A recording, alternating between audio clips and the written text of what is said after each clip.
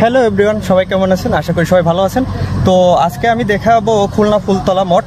আমার প্রিয় বান্ধবীর রিকোয়েস্ট ছিল যে ও ঢাকাতে থাকে, ও বলছিল যে আমার মঠটাকে তুই একটু দেখাবি, আমি অনেক মিস করতেছি। তো আমি আজকে আমার ভিডিওর মাধ্যমে ফুলতলা মঠের সুন্দর চিত্রটি আপনাদের মাঝে তুলে ধরবো। তো সবাই দেখতে থাকুন।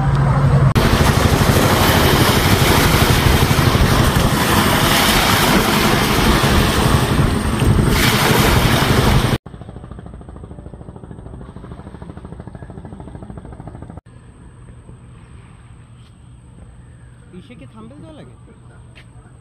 থাম্বনেল দিলে ভালো হয়, মানে মানুষ